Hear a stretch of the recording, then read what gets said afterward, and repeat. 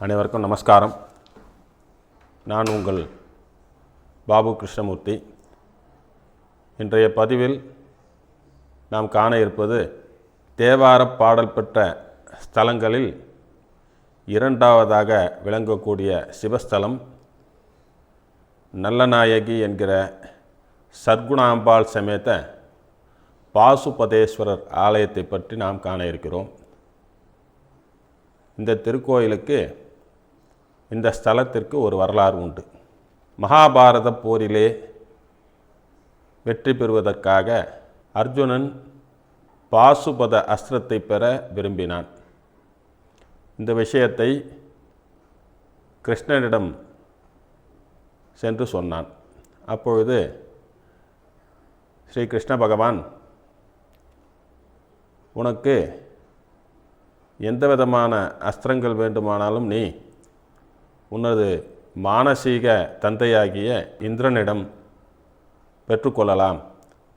ஆனால் இந்த பாசுபத அஸ்திரத்தை மாத்திரம்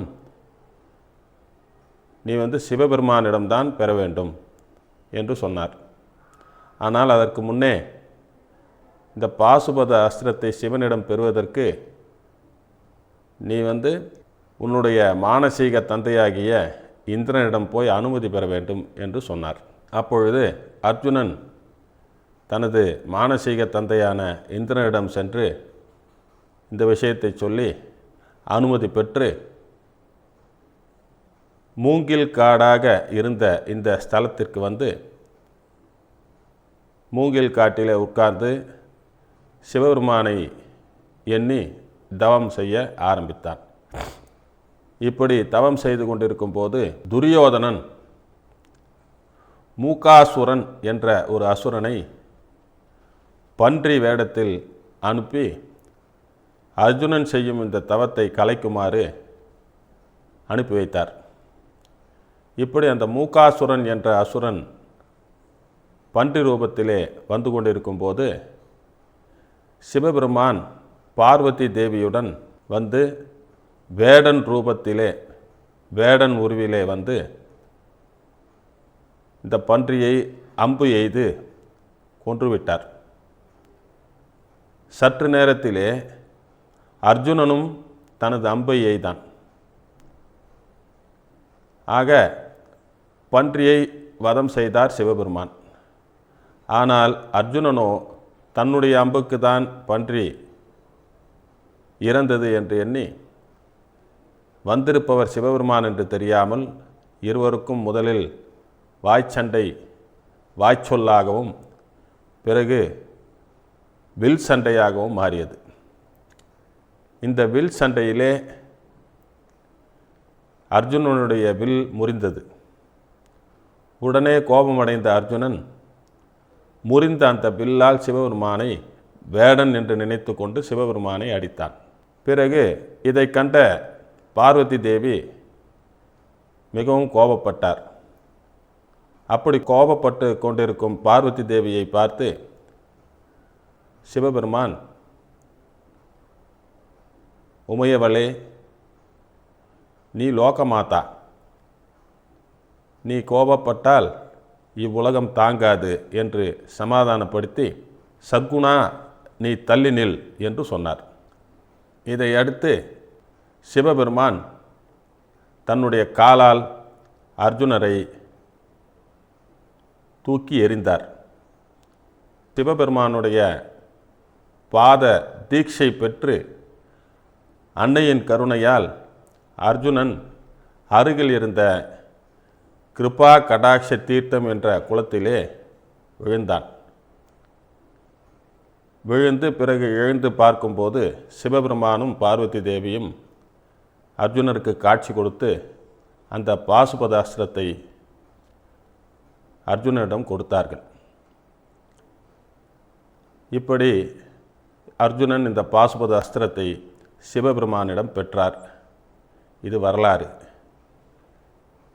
சிவபெருமானை வேடன் என்று நினைத்து கொண்டு முறிந்த வில்லால் அடித்த அந்த தடமாகப்பட்டது இன்றும் நாம் அந்த சிவாலயத்திலே சென்று பார்த்தால் லிங்கத்திலே பார்க்கலாம். இன்றும் அந்த தடம் சிவலிங்கத்திலே காணலாம். ஆகவே இத்திருக்கோயிலிலே இருக்கக்கூடிய சிவபெருமானை பார்த்தால், சென்று தரிசனம் செய்தால் அனைத்து துன்பங்களும் நீங்கி இன்பங்களும் மோட்சமும் கிடைக்கும் என்று வரலாறு. அதேபோல் புதிய தொழில்கள் தொடங்க, புதிய வேலைகளுக்கு செல்ல, புதிய வேலைகளுக்கு செல்வதற்கான விண்ணப்பங்களை போட, மற்ற எந்த விதமான புதிய முயற்சிகள் இருந்தாலும், எது செய்ய வேண்டும் என்றாலும் அதற்கு முன்னதாக இந்த திருக்கோயிலுக்கு சென்று சர்க்குணாம்பாள் சமேத ஸ்ரீ பாசுபதேஸ்வர சுவாமியினுடைய தரிசனத்தை பெற்று பிறகு நீங்கள் அந்த காரியத்தை எடுத்து சென்றால் நிச்சயமாக நீங்கள் நினைத்த காரியங்கள், நினைத்த வேலைகள், எடுத்த காரியங்கள், எதிரிகள் என எதுவும் இல்லாமல் நீங்கள் சுபிக்ஷமாக சந்தோஷமாக வாழலாம். அர்ஜுனன் சிவபெருமானிடம் பாசுபத அஸ்திரத்தை பெற்ற காரணத்தினாலே இந்த திருக்கோவிலிலே இருக்கக்கூடிய சிவபெருமானுக்கு பாசுபதேஸ்வரர் என்று பொருள், என்று பெயர் உருவானது.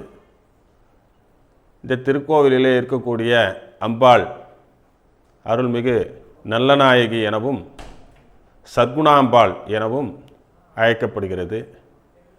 இந்த திருக்கோவில் சோழ நாட்டிலே காவேரியின் வடபகுதியிலே அமையப்பெற்றுள்ளது. கடலூர் மாவட்டம் அண்ணா பல்கலைக்கழகத்தின் வளாகத்திலே திருக்கோவில் அமைந்துள்ளது. இந்த திருக்கோவில் 2000 வருடங்களுக்கு முன்னதே சோழர்களால் அமைக்கப்பட்டது. இந்த திருக்கோவிலினுடைய தல விருட்சம் மூங்கில் மற்றும் இந்த திருக்கோவிலினுடைய தீர்த்தம் நல தீர்த்தம் என்றும் கிருபா தீர்த்தம் என்றும் அழைக்கப்படுகிறது. கிருபா தீர்த்தம் என்றால் கிருபா கடாட்ச தீர்த்தம்.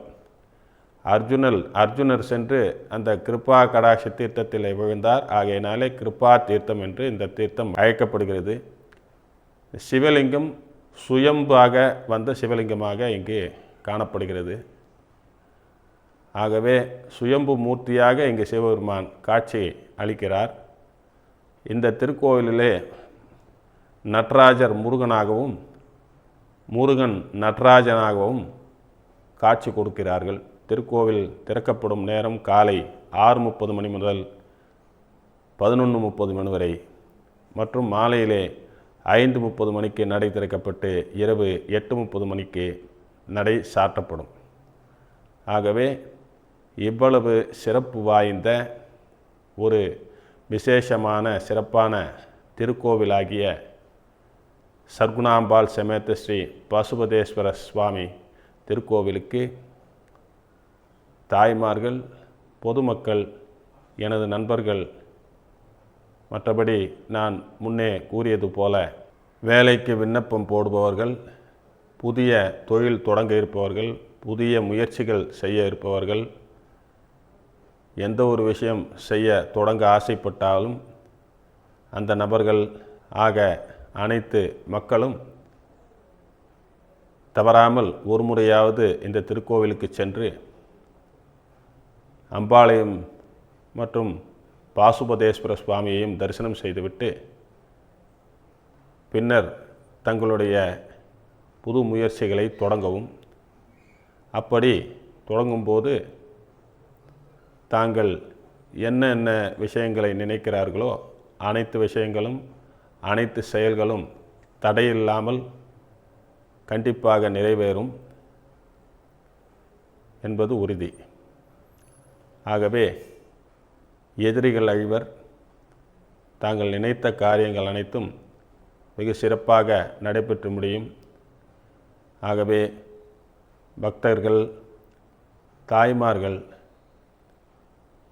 நண்பர்கள் அனைவரும் தவறாமல் இத்திருக்கோவிலை ஒரு முறை தரிசனம் செய்து எல்லாம் வல்ல எம்பெருமான் சர்க்குணாம்பாள் சமேத ஸ்ரீ பசுபதேஸ்வர சுவாமியினுடைய அருட்கடாட்சத்தை பெற்று இன்புற்று வாழ அருள்மிகு பசுபதேஸ்வர சுவாமியை பிரார்த்தனை செய்து கொண்டு இந்த பதிவை நல்ல முறையிலே முடித்துக் கொள்கிறேன். மீண்டும் வேறொரு சிறந்த திருக்கோயிலின் பதிவில் சந்திப்போம் என்று சொல்லி நன்றி கூறி விடைபெறுகிறேன். நன்றி, வணக்கம்.